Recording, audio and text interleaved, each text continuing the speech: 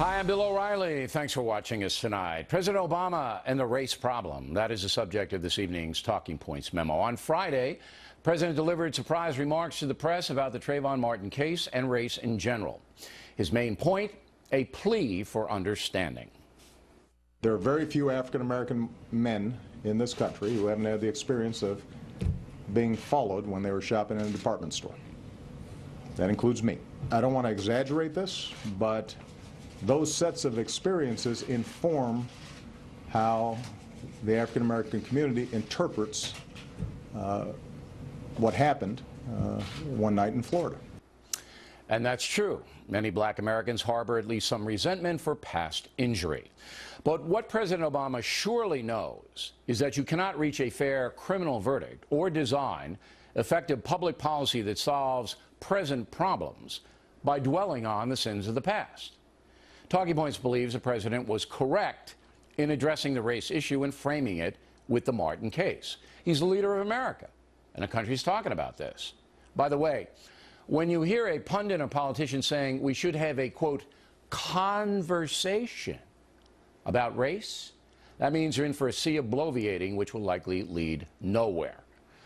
The sad truth is that from the president on down, our leadership has no clue at all, about how to solve problems within the black community, and many are frightened to even broach the issue.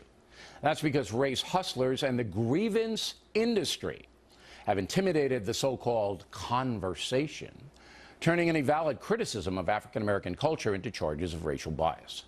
So many in power simply walk away, leaving millions of law-abiding African-Americans to pretty much fend for themselves in violent neighborhoods. You want racism? That's racism. Thus, it is time for some straight talk. And I hope the president is listening tonight because we need him to lead on this issue. Trayvon Martin was killed because circumstances got out of control. He was scrutinized by neighborhood watchman George Zimmerman because of the way he looked.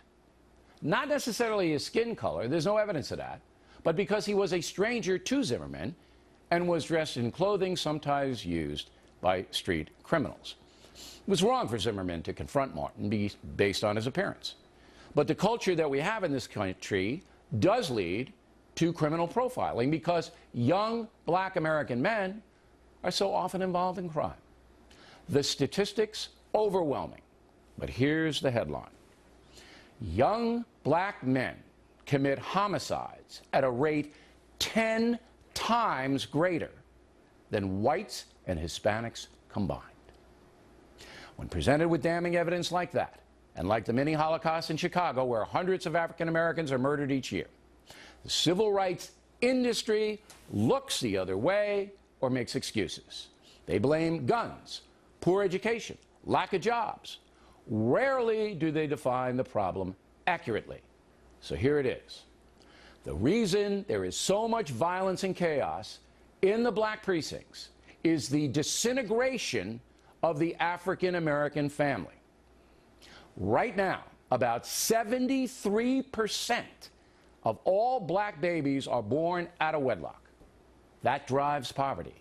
And the lack of involved fathers leads to young boys growing up resentful and unsupervised.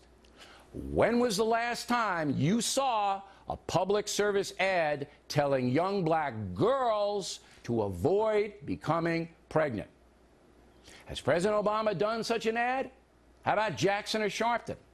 Has a congressional black caucus demanded an ad like that? How about the PC pundits who work for NBC News?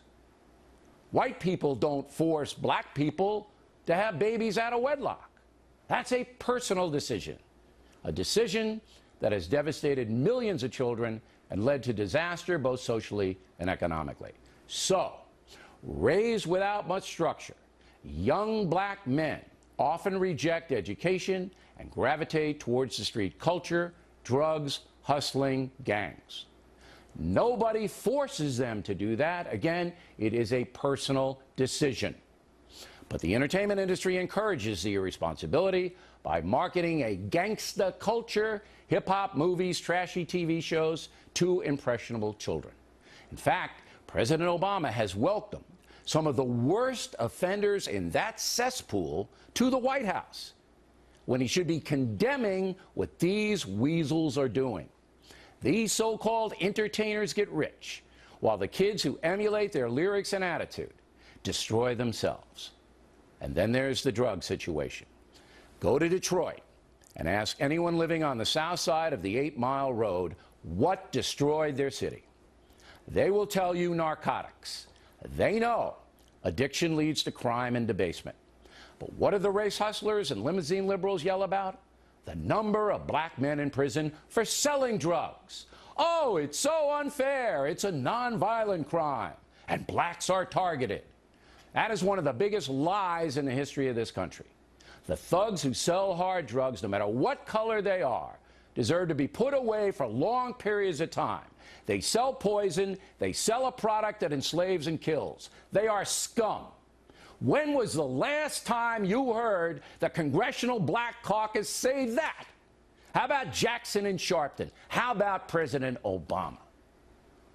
The solution to the epidemic of violent crime in poor black neighborhoods is to actively discourage pregnancies out of marriage, to impose strict discipline in the public schools, including mandatory student uniforms, and to create a zero-tolerance policy for gun and drug crimes, imposing harsh mandatory prison time on the offenders.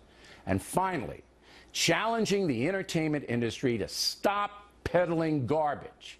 Hey, listen up, you greed heads. If a kid can't speak proper English, uses the F word in every sentence, is disrespectful in his or her manner, that child will never be able to compete in the marketplace of America. Never. And it has nothing to do with slavery. It has everything to do with you Hollywood people and you derelict parents. You're the ones hurting these vulnerable children. You want a conversation? You got it. You want a better situation for blacks? Give them a chance to revive their neighborhoods and culture. Work with the good people to stop the bad people. Pumping money into the chaos does little.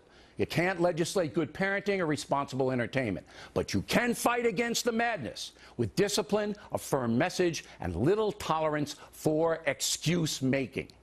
It is now time for the African-American leadership, including President Obama, to stop the nonsense, walk away from the world of victimization and grievance, and lead the way out of this mess. And that's a memo.